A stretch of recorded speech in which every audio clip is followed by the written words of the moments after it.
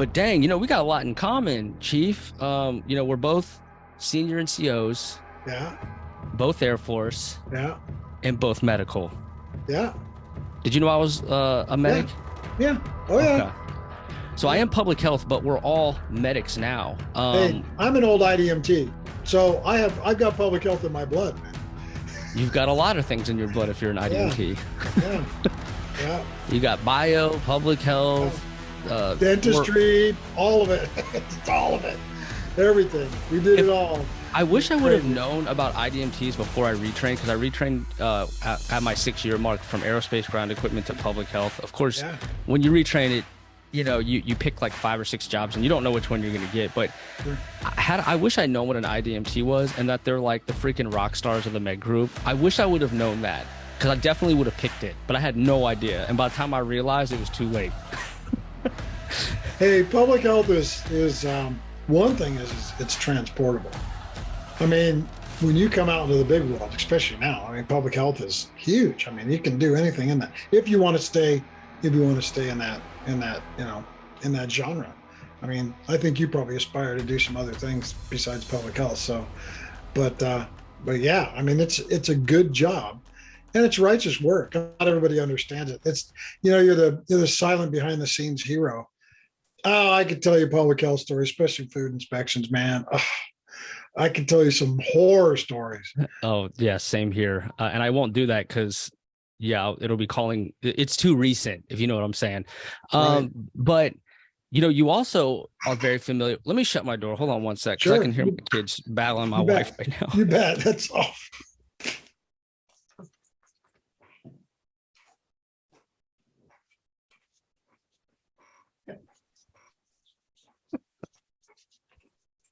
My daughter's a lot like me. She doesn't like hearing the word no, and if you're going to say no, you're going to have to work for that no. Uh, Right. um, but no, you're very familiar with public health because Yeah. I want to say you worked at a college when COVID hit and you were in charge Yeah. of that plan. That's Yeah. that's the most public health thing you could ever do is Yeah. COVID ops, Oh yeah. right? Yeah. We And did I it. ran COVID ops at Whiteman Air Force Base. They pulled me out of honor guard early. I was at base honor guard. They pulled me out about 3 months early of my 2 year commitment because the pandemic was so out of control. And the master sergeant there got orders and he was out of there. And they pulled me 3 months early, and that I worked there for 3 months before I PCS to Eglin, but that was the most trying 3 months of my entire career, easily, because everyone was yelling at us and either scared or angry or frustrated or confused. Every phone was ringing all day long, 24/7.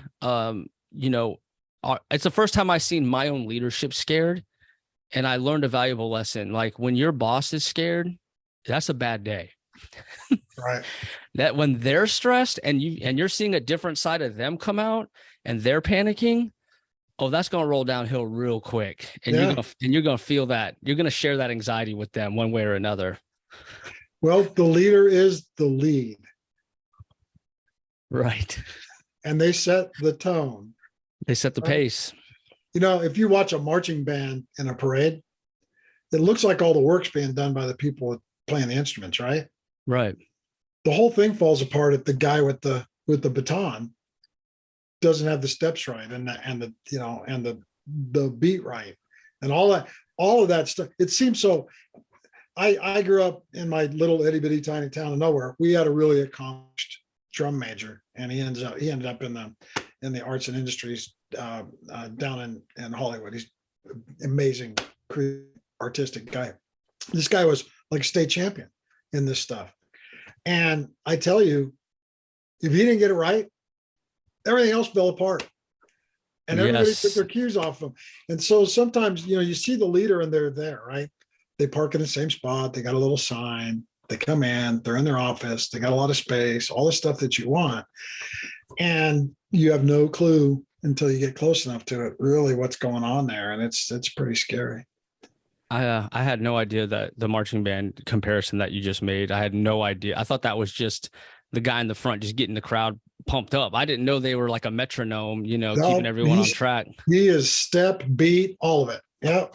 Wow. Yeah. And it's got to be. So, Not that I was a band guy, but I just learned from him because he was so amazing. But one thing you left out was during COVID, and I write about this in the second book. When it comes out, I'll send you a copy. Everybody wanted to be a subject matter expert on COVID, and they wouldn't let the subject matter experts be subject matter experts because the information that was being passed and the actions that needed to be taken were so fearful and so painful that they wanted to reshape it. So people were trying to negotiate themselves into what comfortable was. Starts with mask, no mask, mask indoors, mask outdoors, mask on an airplane, mask not on an airplane, mask at church, sing at church, don't sing at church. All of this stuff was going on.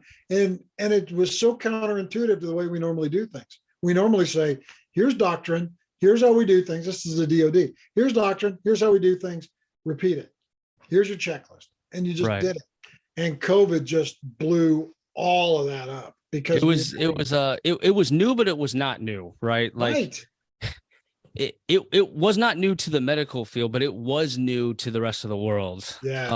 Because the rest of the world, China's been wearing masks for years. Why do you think that is? Right. One of the first things out of my mouth was, if you ever lived in Asia, right. People have been wearing masks for a long time. Right. But like to us, that's like culturally not acceptable. So like we had so many hoops to get through, so many layers psychologically, wrapping our head around this problem, and then also like learning through it together, like with a lot of the different approaches and the amendments that would come out. Anytime, and I calculated this, anytime the CDC made a change, we would know within a day, and then the rest of the base, it would have about a 2-week lag on that change. Right. Because they're relying on just this small group on base to tell them. But how do we get that message out to everyone? Right. So part of what I was charged with was funneling the information I picked the shirts. Right. So I got it to the shirts, who then gave it to their commander and all their squadrons to get every immediate update. And then I also made a SharePoint where all the most up-to-date documents were. That way there's nothing outdated in their hands. They could just go to the SharePoint, but that took a long time to get to that point, right? A lot of hard lessons learned on what works and what doesn't. But I ran it at Whiteman, which was a nightmare. And then when I got to Eglin, they needed someone to run it. And I said, I can do this. I've done it before. So I did it again. I ran it for a year at Eglin. I volunteered for it. We finally closed the COVID ops here, and everything's back on the PCM teams. But I definitely, that was traumatizing time for me, but I definitely learned a tremendous amount of knowledge from that experience. And a lot of time in front of leaders, right? In front of wing commander, in front of people. I mean, doing the briefings and answering the questions and taking the homework back. And then you get to learn, that's the magic of being an IDMT when you're out, is you learn everything else about the Air Force. You learn how your decision affects flying operations, and you learn how your decision affects CE priorities, and you learn all of that stuff, and you're like, oh, okay, wow. I got the answers, but my answers are not very pleasing to certain people because I'm killing their whole program, their whole process. Their second and third order effects. All that. And you end up learning those. Exactly. Yeah. So to talk a little bit about you, I want to just put this on the map, this to our viewers right away. And that is giving back life and leadership from the farm to the combat zone and beyond. So epic book right here. And then on the back, we got a young Dave right there. Look at that handsome guy. That's post Iraq. I've been a command chief for about 3.7 seconds. You're like, let's get that official photo right away. No, I wasn't. They pushed me into that. I'm not a picture guy. They said you have to have this. So off I went. So. Yeah, it's weird going like your whole career without being asked for a photo, and then if something happens, and then everyone's screaming at you to get the photo. Yeah. Go take your picture. Yeah. Right. Awesome. And so. Yes, this book is on Amazon. Incredible book. I have a signed copy, so thank you for that. I probably have about 30 veteran signed copy books at this point. I've been collecting them, and every year I create a top 10 or top list of the veteran books that I've read throughout the year. And so yours was definitely on that list. So thank you for just your approach at sharing information is amazing. I love the way you outline the book, which is like, there's some books where it's like, I was born on this day and the end of the book is like present day. And there's some of that in here, but it's mostly centered around lessons. And I love that. And I love the lesson recaps at the end of each chapter. And I want to write a book too, more on what not to do is going to be my approach. Yeah. And I want to use your layout, the short chapters with the recap, the lessons learned, bullet points to kind of drill home, what you learned. I think it was just genius. And so I absolutely love the book. And so you were a 30-year airman, command chief, I want to say of 8th Air Force. 20th, my fault. 8th Air Force is Global Strike. So I got the missiles. 20th is Global Strike too. You're close. That's the sister. That's the sister nav. Bombers on one side, missiles on the other. It's all good. Right. So command chief of the 20th Air Force. And what was that base? F.E. Warren. F.E. Warren. Okay. And so that was like the end of your career was riding out on that sunset of being the command chief of a numbered Air Force, which is a tremendous accomplishment, right? Who knows how I got there? So like I'm a master sergeant, and for me to make senior statistically is impossible. So not only did you make senior, you made chief, then you were command chief, and then you were put in charge of not one base, but like a handful of bases. So, that is remarkable. And not many people can say they've done that. And so you're also an IDMT. That flag behind you flew on a hospital that you worked at that was deployed in a deployed location. Yeah, that's broad, yeah. That was given to you as a gift when they told you that was impossible to get as a gift, that those go to museums, but you got that one. I know that you have worked with generals, and they were mentors of you. You were mentors of them, and you have a lot of great stories with the unique perspective of a general. Yeah. And I know that you were raised in California as a farm guy. Yeah. You have Portuguese descent. Yeah. Lots of farmers in your family. I know that your father was out of the picture at a very young age, and you found other male mentors in your life to help guide you. Sure. And that the foundation, your core, and what makes Dave, and all the lessons you've learned all started out there on that farm. Sure. And that you took those lessons with you into the Air Force, completely not knowing what to expect. You wanted to be a plumber or CE or something with your hands. You became a medic. You became a medic and somehow was amazing at that, and went through so many good times, hard times, rough times. You struggled with drinking, with mental health issues. You had career challenges that were unprecedented with your time as that command chief, with the missiles test issue that we'll talk about. Yeah. And lastly, what I know about you, Dave, is that you remain optimistic with your phrase, Max Fab. Absolutely. Did I get all that right? You know what? Good on you, Josh.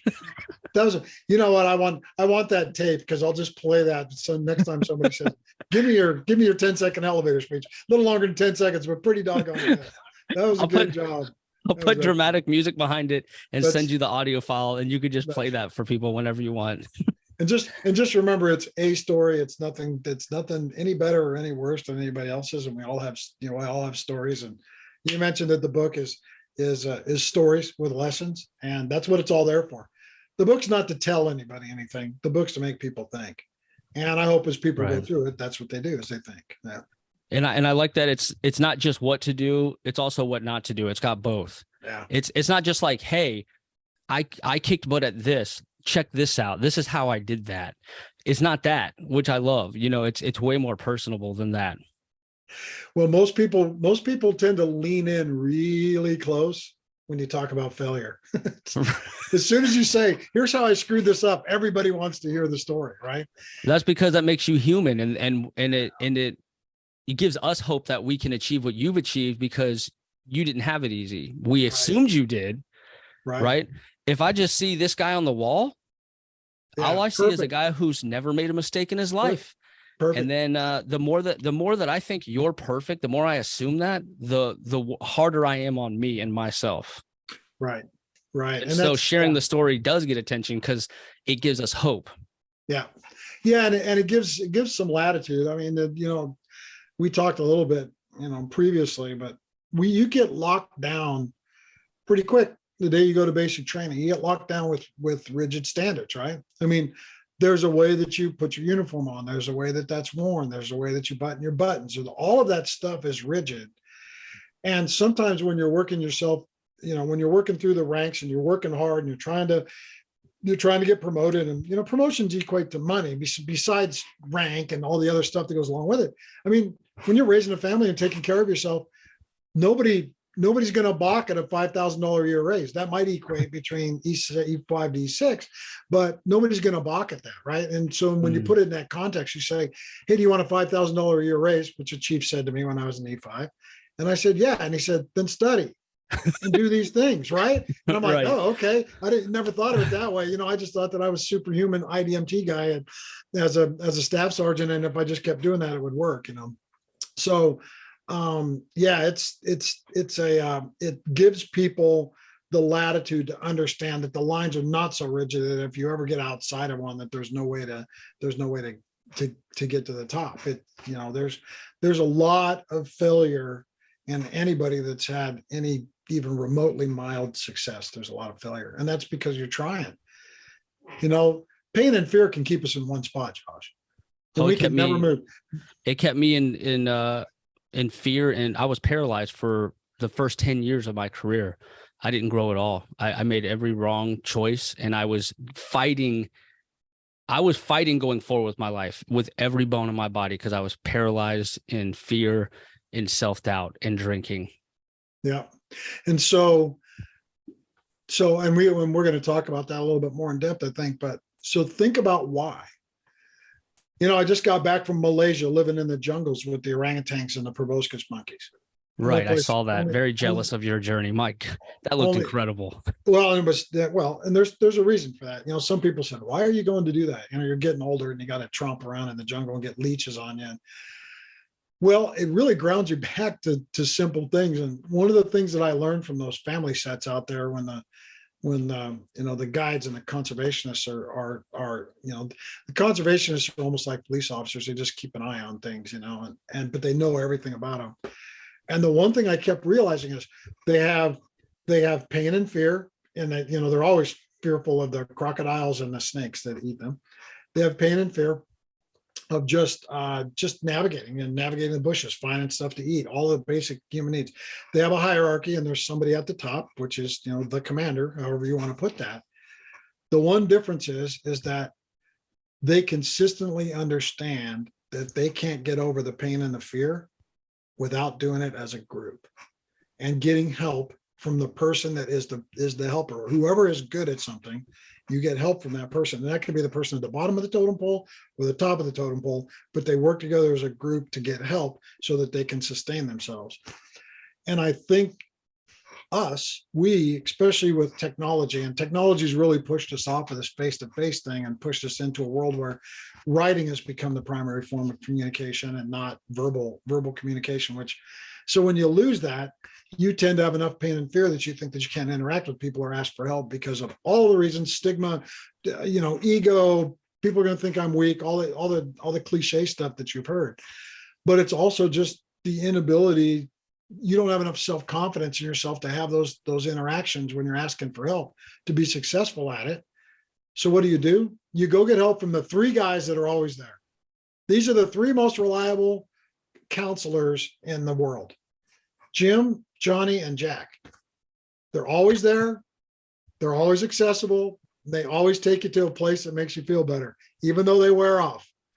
Right. They always, and that's the easy way. That is the easy path of least resistance. Just go get buzzed enough where it's off of your mind for a little while. And then when you wake up in the morning, it's all still there. It's probably even magnified, and you got the weight of the world on your shoulders. And then you work yourself into a place where you can have the next one. Absolutely. And it is. And we'll get into that because I told you the topics I wanted to talk to you about on our phone call the other day. I listened to 3 of your past podcast episodes. All 3 were excellent, by the way. The hosts were excellent. Yeah. Good people. And one of the ones you were on is they were part of the Veteran Podcast Awards, and so am I. So I was familiar with some of them as well. But before we get started, I usually ask 3 questions that I call the Hero's Gauntlet with a 4th bonus question. So if you're cool with sure, you bet. We're going to do a handful of random questions that you don't even know what I'm going to ask you. You bet. Okay. So the first question that I have for you was there ever a time where a young Dave felt insanely insecure, almost like an imposter syndrome, and you weren't really sure how to proceed with your career or with life? You felt kind of frozen. And if so, how did you get over that hump? It happened to me around when I became an NCO. There was a big hump for me.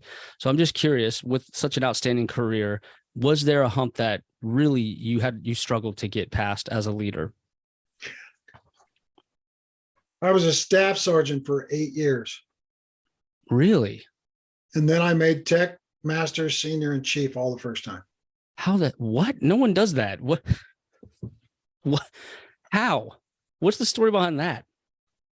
I wandered aimlessly up until the point I was at Travis Air Force Base from 96 to 90. No, I take it back, 93 to 96.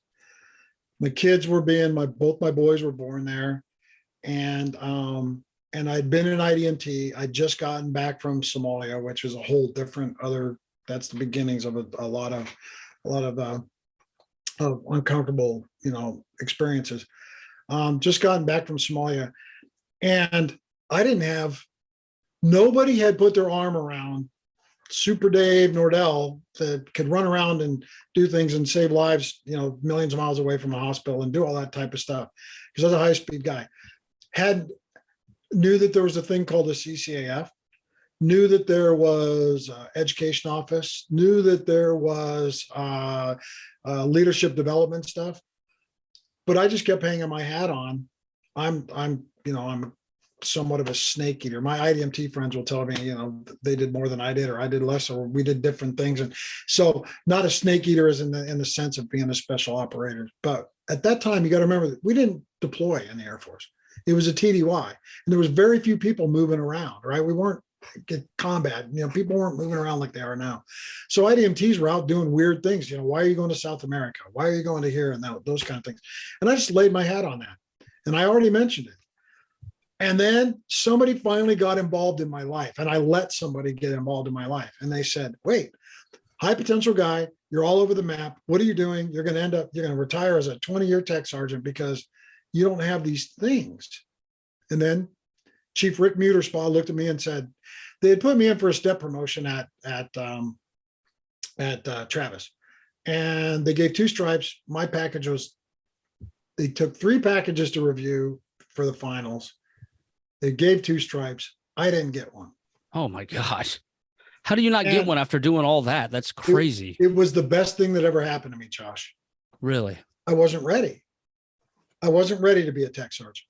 Oh, wow. The Air Force had me in the right spot until I got some guidance and mentorship. And as soon as they sat me down and said, hey, $5,000, I just mentioned that, $5,000 a year raise. Why are you not doing these things? You need to learn this stuff. Let's put you over here.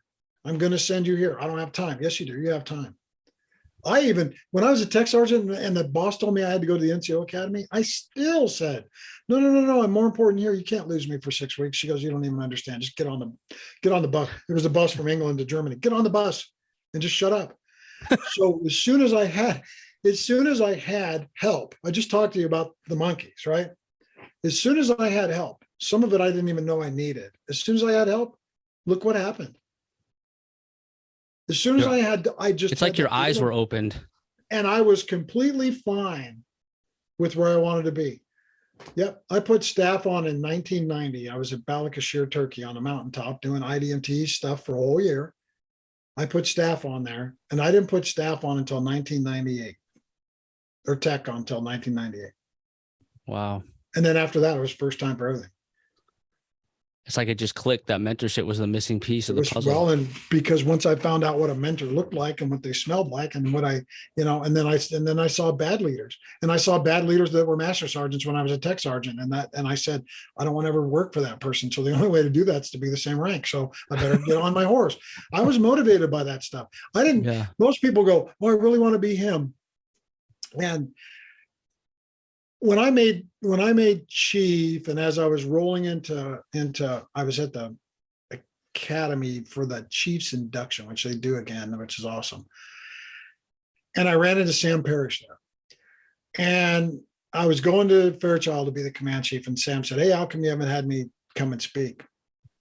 Well, Sam's picked me up as a mentor at that point in time, and we talk probably once every couple. He just calls just to say hi, and I do the same thing, and he's doing great. He's not moving around as much as he is, but he's doing great. Sam Parrish was the chief master sergeant of the Air Force the day I went to basic training. Wow, And that's crazy. I know, and we still have a very close relationship. And I always appreciated the answers to a lot of his questions that he would get. One was, when are we going to have the first female chief master sergeant of the Air Force? I loved his answer because he always said, when the most qualified person in the Air Force is female, right? That's when it'll happen. And it, we have one now, and that's awesome. So his other answer to things were, how do I get to be chief master sergeant of the Air Force, or how do I get to be a chief? There's no answer to that, Josh. The answer is you do the best job that you're in, and you listen to the people around you. You find people around you that will grow you. So if you're a staff sergeant, you don't have to run around with chiefs to become a chief. You need to run around with other staff sergeants and tech sergeants that you respect, and you need to appoint them. You need to go up and tap somebody on the shoulder and say, "I'm a little wayward here. What am I supposed to be doing?" If you respect somebody, and let them give you some advice, and then take it. Have them get over the fear and pain of doing that. So yeah, that can drive you in a ditch. So I really wasn't in a ditch as far as, bad behavior or those kind of things. Had an Article 15 when I was a young guy. Those are death nails now. Back then you could recover from that stuff. Yeah, I mean, Wow. there's a lot of hurdles in there, some bad decisions and growing up. We always have to remember when we're leading people, just because we wear the same uniform doesn't mean they're the same. So for instance, you can't rent a car until you're 25 years old. The reason that you can't rent a car until you're 25 years old is that the rental car companies have done all the studies on brain development, and your brain's not fully developed until you're 25 in your judgment centers, right? Yeah, we give 4 19-year-olds the keys to an oversized Humvee, weapons, ammunition, and we tell them to go guard nuclear weapons every day out in the middle of nowhere, and they're left to their own devices. And we expect that to go perfectly every single time. Right. And it does not. Right. So, not every time. Well, no, it doesn't. I mean, I got a horror story or two from the missile days, but so yeah. No, that's a great answer. And that definitely. You got three more. Yes, I do have 3 more. I wanted to ask you a more spiritual question for the second one. Yeah. There's been a few points in my life where I felt something spiritual or magical was happening, something that was a coincidence that just could not be a coincidence. It could have been me intervening to help someone. It could have been someone intervening to help me. But it's just one of those spiritual moments where you feel like fate has led you to this moment. Have you ever had that moment in your career? I think the best work I did in the Air Force was as a command chief at Fairchild. Now, I got a lot of successes, and I won some major awards because people were mentoring me and putting me in the right place, and the people that were working for me were doing tremendous jobs. I got to bear the fruit of that labor. But so I don't want to belabor or belittle anything else that I did previous or after. But the best work I did was as a command chief at Fairchild. And I'll tell you, sometimes you don't know what you're capable of, and you don't even know about your own value sets and where you're grounded and what motivates you and who you are. You keep rediscovering who you are every day in life. It doesn't stop. Stuff happens. You do things. You surprise yourself. That's that's part of the question. You surprise yourself. Something happens and you go, "Oh wow, I did that. I'm surprised." And you say that thing, or something happens where it's just like, the Swiss cheese all had to line up, right? So that all the holes line up so you can get to something like that. When I was at Fairchild, I got a phone call from a first sergeant at Mountain Home. And he said, "Chief, I need to get up there. I need a humanitarian up there. My command chief's trying to help me out, but I'm trying to work from both angles. My kid's got cancer. He's the rare form of cancer he has. The only doctor in the United States that can take care of it's in Spokane, and we need to be up there." That sounds easy, doesn't it? It It sounds wasn't. easy. It wasn't. For some reason, the bureaucracy, it just Right. wasn't easy. It wasn't shaking loose.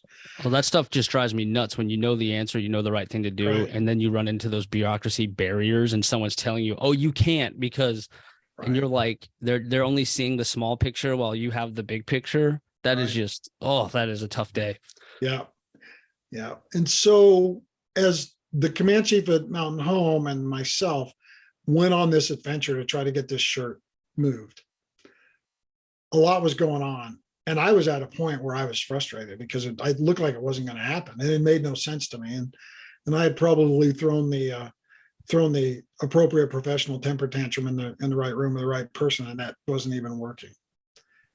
And for some reason, one day, something broke loose, and the phone rang, and they said, "Hey, we're going to move this shirt."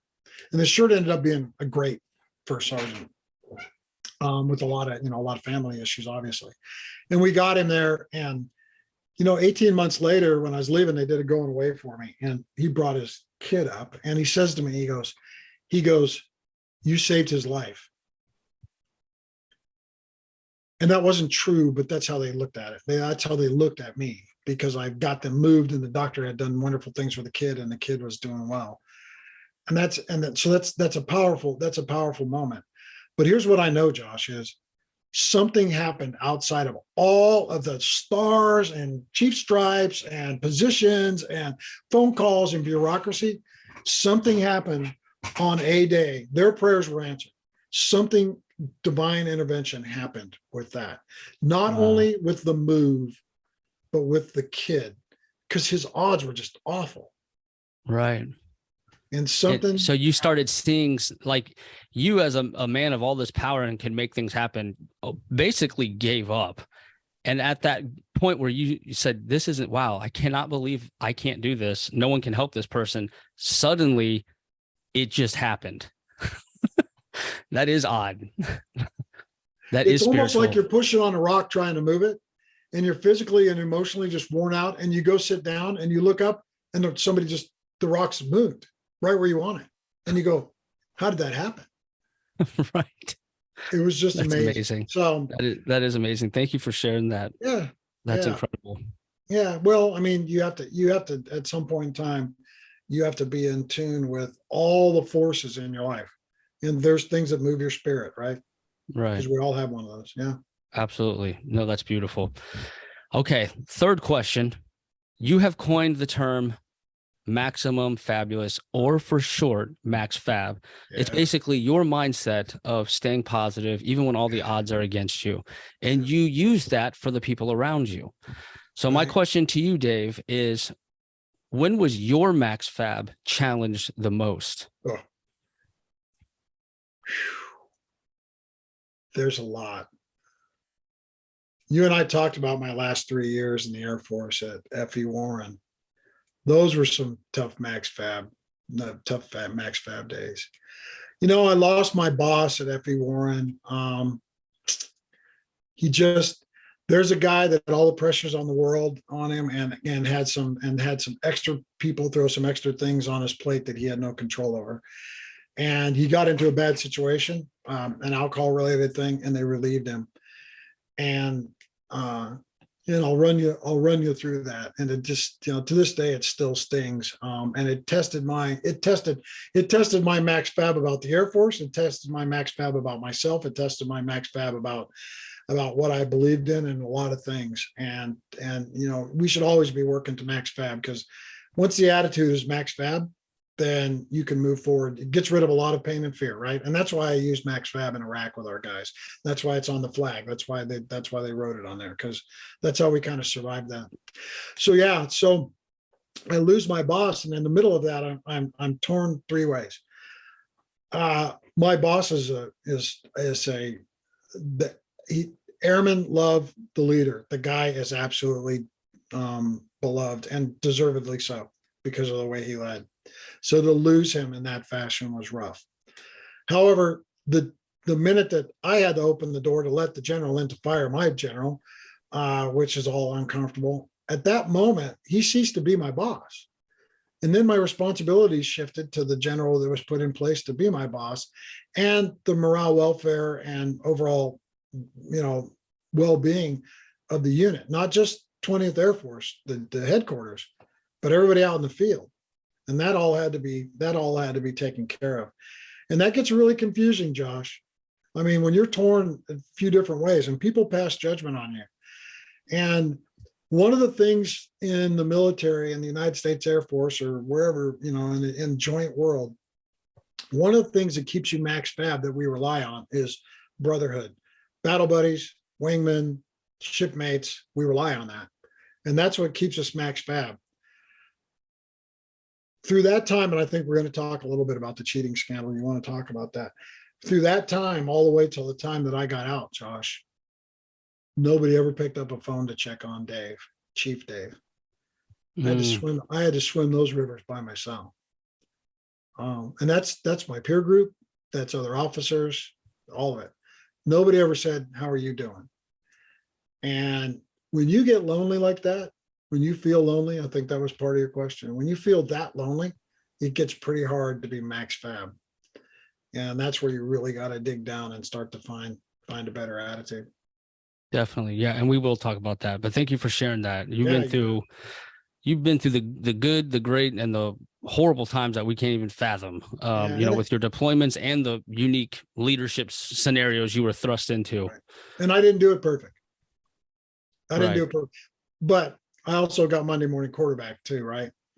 It's hard. I didn't do it perfect, and nor should I. We didn't do everything in COVID perfect either, because we were, it was the first time we'd rode that horse. And quite frankly, it's not every day that you wake up as a numbered Air Force command chief and somebody drops in on the doorstep and relieves your boss, and it's all over CNN and everything else, and you've got to manage it. Jeez, yeah, that is a rough day. Holy cow. Okay. Bonus question, the fourth one. And I asked this to many people. Sure. And you might have already touched on it, but we'll see. Sure. But Dave, while you were serving, the 30 years that you served, with the career that you had, what would you say was your proudest Air Force moment?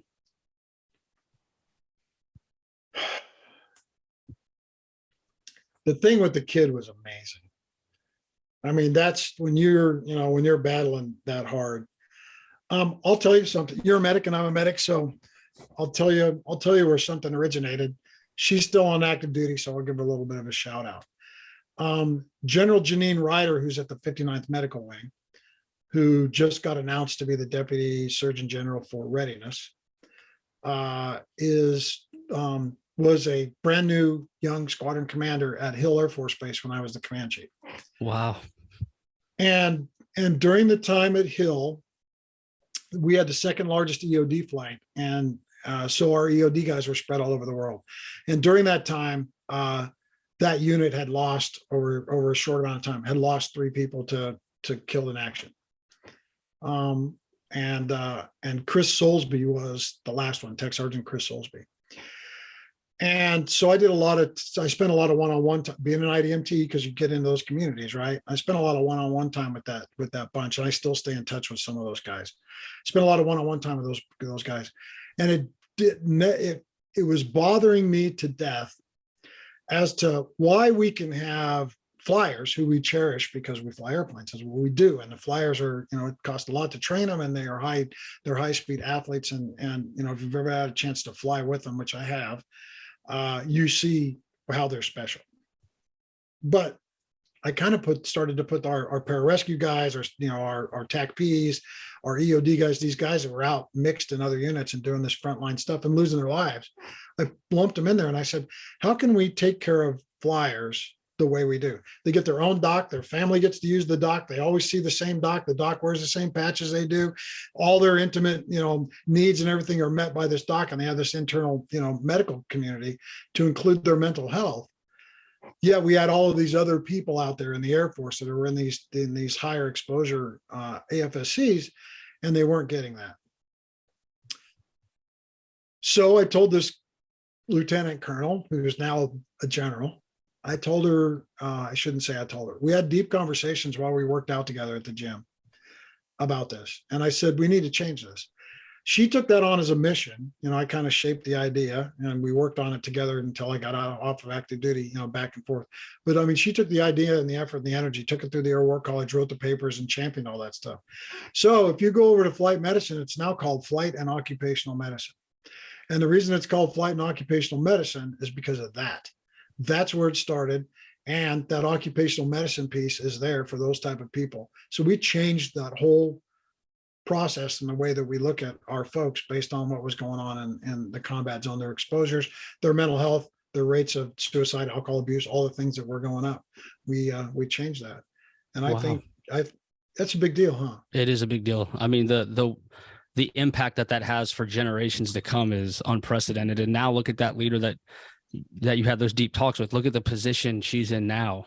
Yeah. That's probably still on her heart and mind to this day. Oh, absolutely. And it won't go away. And she's going to go be the person to do that. So I'm really proud of her. She did all the hard work. It just was a conceptual talk. And she'll tell people when she speaks, she'll go, I didn't even know what EOD was or how to spell it.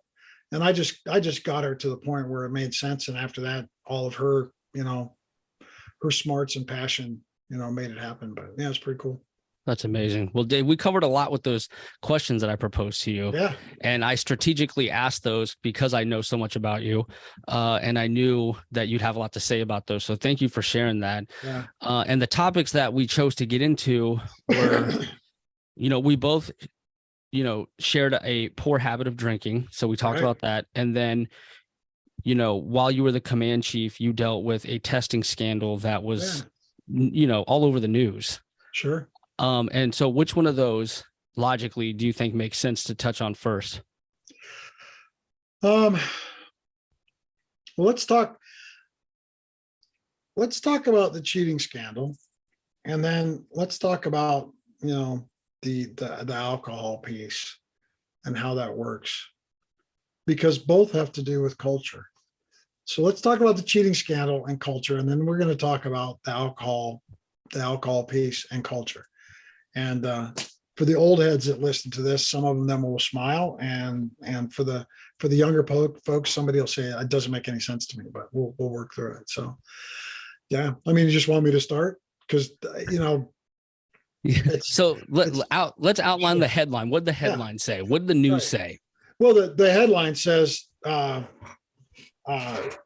United States missileers are cheating on their certification examinations, right? Their qualification examinations. And why is that create a dangerous environment? So you got to roll things back. So in there, when they did the whole investigation, there's a drug story. There's some lines that go back to the Air Force Academy because of relationships. There's some things there, but where does that all come back to?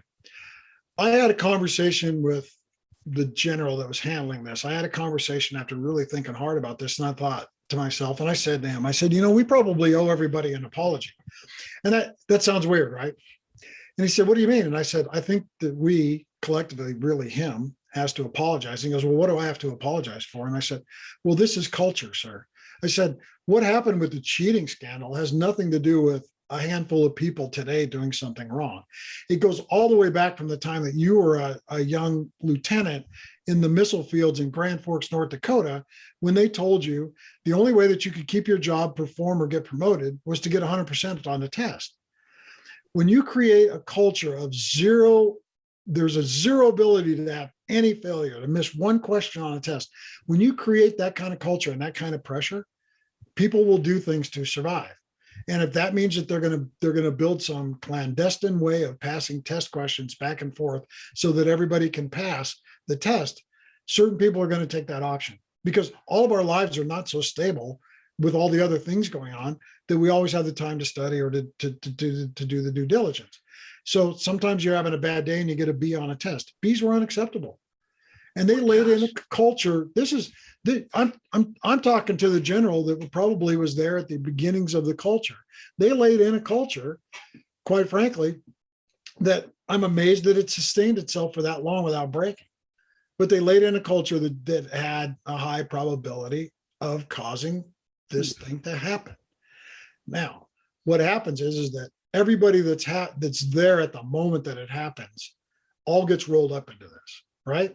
So bad people were put out of the Air Force, given paperwork. We fired, we fired wing commander, we fired squadron commanders. I mean, I got to ride around with the boss for 3 days on the Secretary of the Air Force's airplane and listen to things that I really don't want to hear. And it's right in your wheelhouse, and you've got to deal with that stuff. So therein, there was a culture that was laid in that was rough. Now, the hard part with that is that, I got to sit, you won't see me on TV, but I got to sit next to Martha Radich while my boss did the 60 Minutes interview. Only two ways you get on, there's only two ways you get on 60 Minutes, Josh. You either have no legs and run 3 marathons in 3 days, or you really screw something up bad. Correct. That's the only way. And so he got to do that. And I got to live through all of that and try to manage that. And that's, so you were a passenger to this whole event from the top view down. Boss fired, cheating scandal. My last 3 years was full of this. And you got to still remember, we were still on the heels of General Moseley being relieved of duty because of the nukes going from Minot to Barkston. It's sensitive stuff, and you got to get it right. And the nuclear environment's stressful enough, let alone adding on some zero failure criteria just for you to continue to operate, and at the lieutenant level, no less. I mean, you're not even talking about people that have been around for a while. So, can I ask one quick question? Sure. How did the scandal become a scandal? This process of cheating was working for so long. How did that get exposed finally? So you've got to insert the drug piece into it.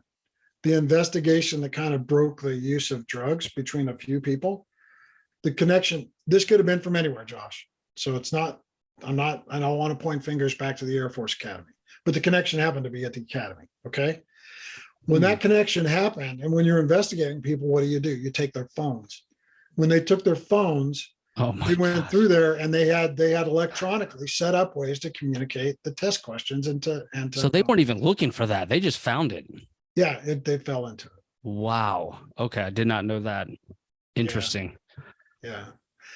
So, and then once that starts to go, it's one thing and one thing and one thing, and it's just, once you start peeling the onion, it just gets more rotten as you go. And yeah.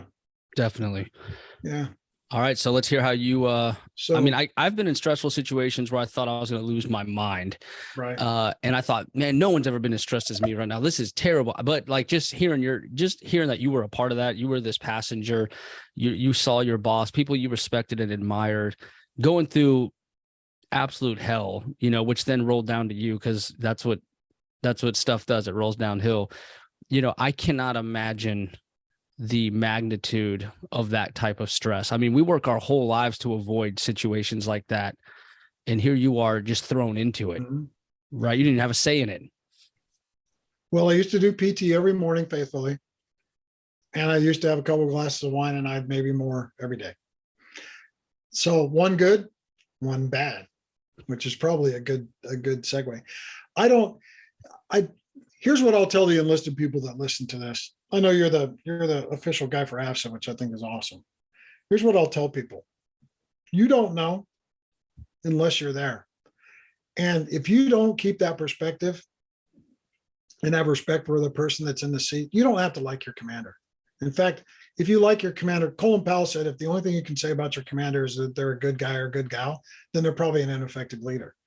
You should have some conflict with your commander, because they're making really hard decisions. Really hard decisions.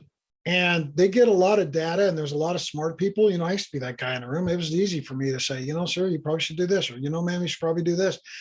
But in the end, it had to be their decision. And the best thing that I could do is say, they got it, and then go help him execute the decision, or her. In my case, I had 3 male generals. I worked for a lot of female officers. I had commanders that were female, same thing. And so you have to have respect for that. And then you get into situations where you're in the charge, you're in the lead. Even most recently, me being the incident commander for a whole institution during COVID. And you have to be able to sit back and you just make the best decisions that you can. All you can ask from your people, and you'll never hear a leader say this out loud, all that they want is that they want they owe the people enough respect to listen to their viewpoints up until a certain point in time when a decision needs to be made. And after that, you have to be a good follower. You have to be a good follower. And so there's a lot of stress in that. It's hard. I mean, I could tell you, well, there's a story in my second book that I'll send to you, and it's going to be the chapter that goes in this collaborative book that we're writing, that I will make sure that you get a copy, because it's with people I don't even know. There's 12 of us collaborating on a book. A lot of it has to do with mental health and PTSD and those type of things. There's an awesome guy that's putting it all together. And when it's done, it's going to be a pretty powerful thing. And it's 12 different chapters. There's no genre to it. It's just, you turn the page and it's the Dave Nordel chapter, and the next chapter is the Josh chapter, and the next chapter is somebody else. And we're taking it, the direction that we want. So, yeah. And I'm not saying I had it any more painful than the next NAF chief or wing chief or, group chief or squadron chief or anything. I mean, we all had our journeys. But what I'm saying is that it's stressful. And when you're out, let me put it this way, it's probably easier. When tech sergeants at my base would make master sergeant, I had them all make a 15-minute appointment with me. So imagine that. Master sergeant promotion, my assistant she'd go nuts, because he or she would go nuts, because it was a pile of appointments. And my whole point to tell them, the one thing that I would tell them, Josh, is the days of the tech sergeant temper tantrum are over with. As soon as you put on the master sergeant stripe, people start calling you sir. And when you say things in rooms, it just has more weight. It's just the way it works. And so you have to have respect for that. And you need that similar respect from your subordinates to follow you, to be good followers. And so I think that good followership is probably a lost art. And I think it may be one of the most stressful things that you ever do, because it's so easy to take your value set and everything else and say, well, I would have done it this way. But you're not the guy or the gal. Right. You're not that person. It's so easy to say it after the fact from the sideline. I mean, but then when you're in the hot seat, that's a whole nother mindset. It's the guy in the 300 level seats telling the guy next to him that if he was the quarterback, he would have thrown to the other guy across. Yeah, right. Okay. Yeah. That's not how it works. But you're brilliant. You never make a mistake from the 300 seats. Right, exactly. The quote "man in the arena" describes that perfectly. It's huge. Yep, it's huge, right. And it's real. It's real. Yeah. So, Dave, you've been through a lot, and I know that you've struggled with drinking. At what point in your life did that struggle happen? Like, was it during all this stress? Was it off and on? Like, and how did you get past it? So, I kind of want to, since you have never expanded specifically on drinking in any podcast, right. I was hoping you could run us through that, because there's a lot of veterans struggling with drinking, like tons. Well, I'd say active duty veterans, whoever's listening to your podcast, if that's 2 people or 2 million, everybody probably by definition drinks too much, especially military people. It's just the way it is. If you go by the mental health definition back in the day, and it's even relevant, how much you consume each day, you're probably not below the line. You're probably above the line, even though you can handle it, right? You can go home, drink 3-4 beers, and you get up the next day and nobody's the wiser, and you're not drunk at work and those kind of things when you do that. But that's still numbing yourself. You're still numbing the pain. So let's go back to the culture. In 1984, when I went in the United States Air Force, people hung out at 2 places: the smoke pit and the club. And 70% of people lived on base, 30% lived off. Today, that's the exact opposite. It may even be 2030, 2080, right? And now today, people hang out in 2 places: the gym and the education office. Whole different culture. Right. The guys that raised me in the United States Air Force were Vietnam vets. We'd go to softball practice, they'd take their shirt off. They had scars on their chest from being shot through both lungs. Wow. That was my Master Sergeant Bill Davis at Grissom Air Force Base, Indiana. That was that guy. That guy consumed 12 to 15 beers a day, and he didn't drink on duty. My first assignment, I had an NCOIC that he had 2 hats and 2 sets of keys. And he'd come in the morning and he'd put his hat and his keys on his desk, turn the light on, and he'd go home and drink all day. And people would say, he's got to be here, his hat and keys are there. Jeez. So Josh, not until the magic DUI that killed a family out in the big Air Force, killed a civilian family out in the big Air Force, and somebody said, we are not going to drink and drive anymore, did we not start changing our culture away from a drinking culture? Gotcha. Yeah, I didn't even know about that situation. I joined in 2005, and I tell people this now, to pay attention when you're new to the Air Force, because you're seeing the past, right? Like you said, you got to work with people who are from Vietnam. Who else can say that? Not many, right? That was a very rare time in your life where you could communicate with people who knew what Vietnam War was like. That's unbelievable. When I joined, it was like Desert Shield, Desert Storm Right. people.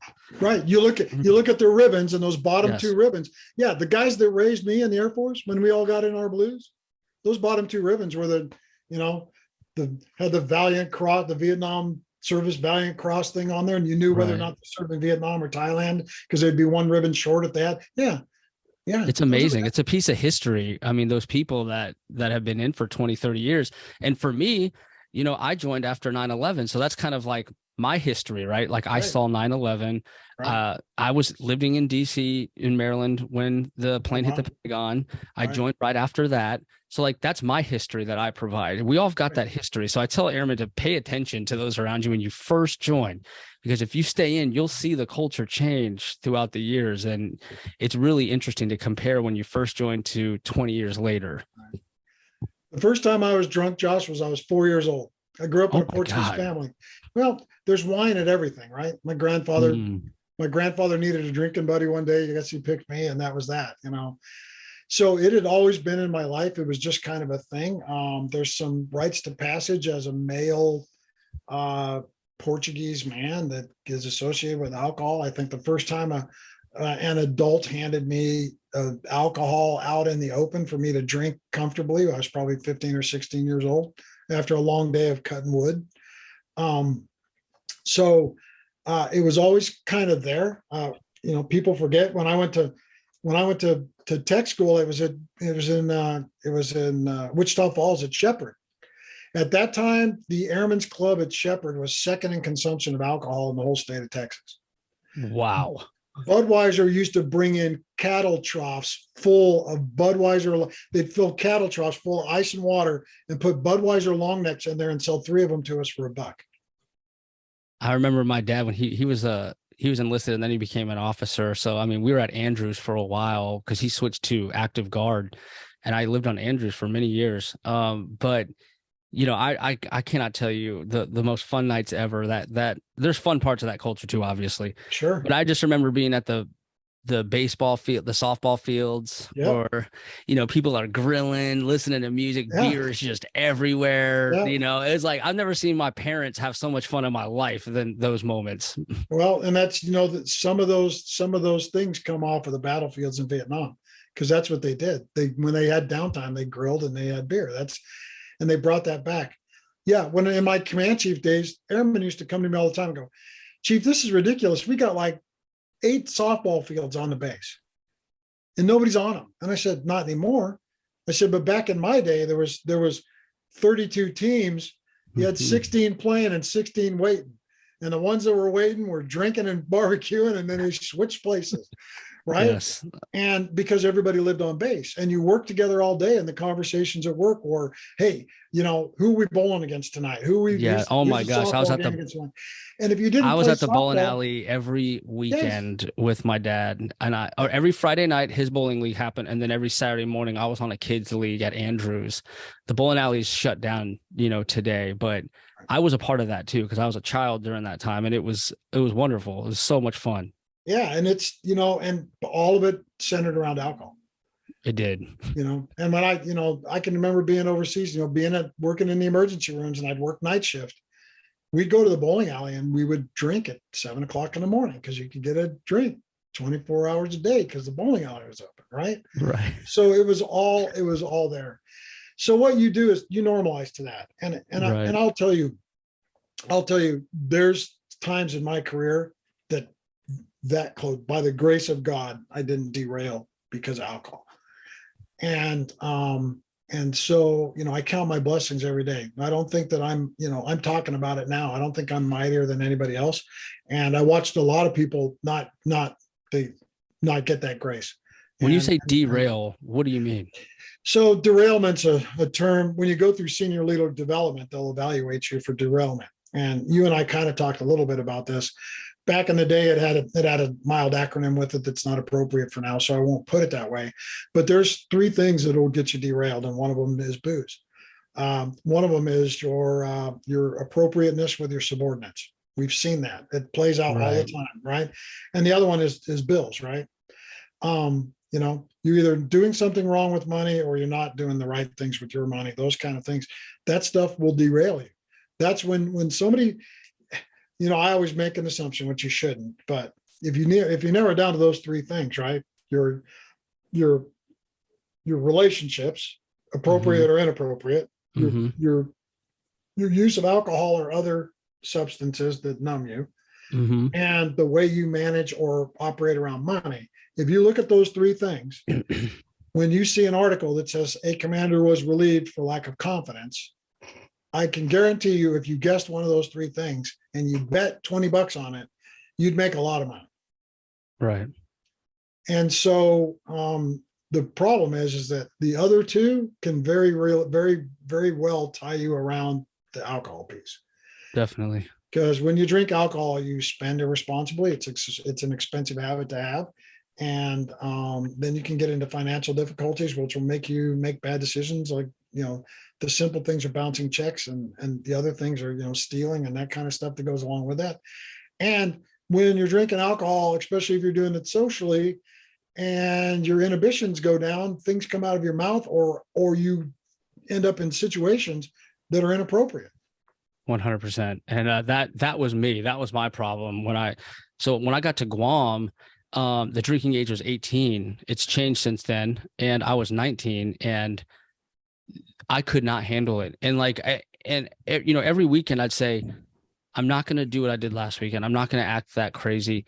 I'm not going to do that. I'm going to keep my cool. And then I learned through multiple horrible situations I was in because of my own stupid mouth or actions that I couldn't trust drunk Josh.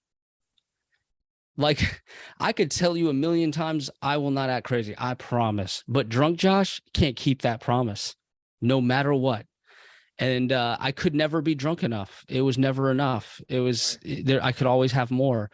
And I would consistently embarrass myself worse and worse and worse and worse.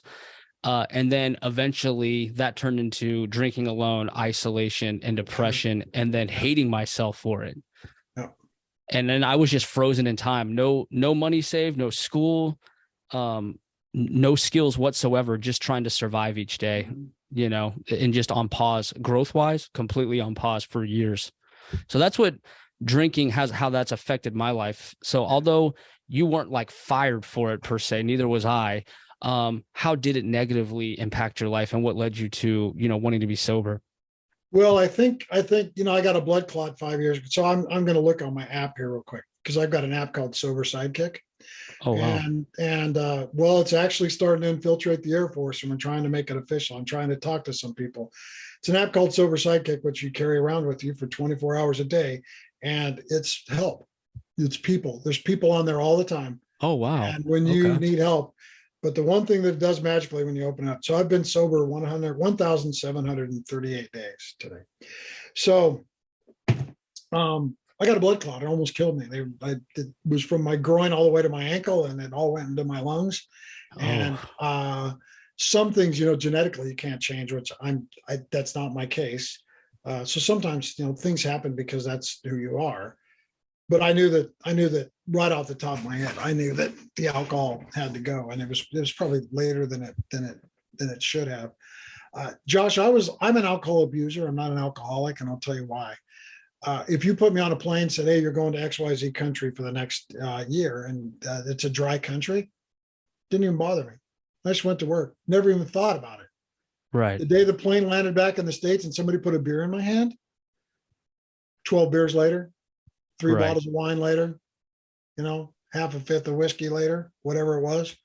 So I'm that kind of guy. So I just can't have it as part of my life at all, because if I pick up one, it'll turn into 20, and then that'll spiral, and then it'll take me forever to get back where I was at. So I can't ever afford to bargain with myself and say, just one, or it's okay here, it's Christmas, or all the other 10,000 reasons and excuses that we have to drink.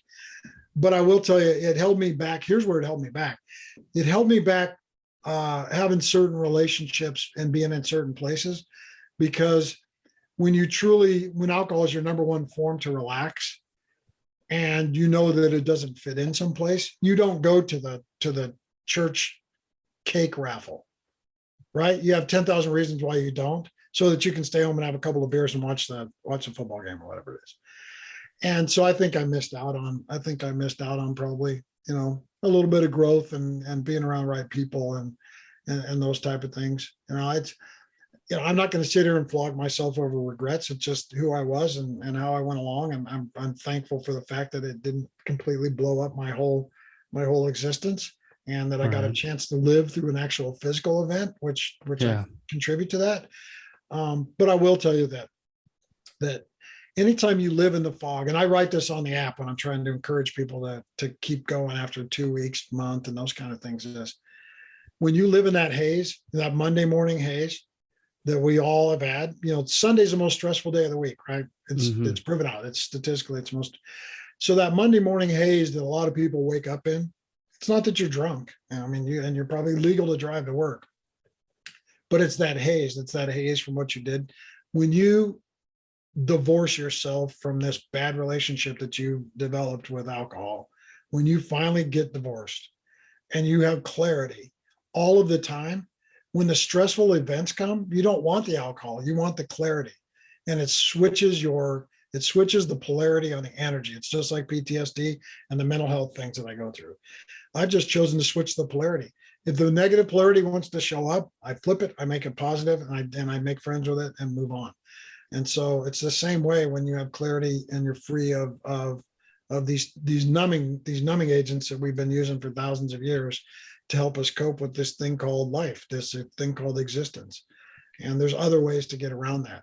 But you can't make the right decisions unless you're clear, and you can't get clear unless you're free of that stuff. So Dave Nordel's take on it. No, I love that, Dave. Thank you so much. And I hear my kiddos waking up from the naps, and Nice. and we did hit all the topics. Yeah. So as we come to a close here, Dave, if there's anyone when this episode releases that's still listening and we're able to treat them with final thoughts from the legendary Dave Nordel, what final thoughts would you like to give?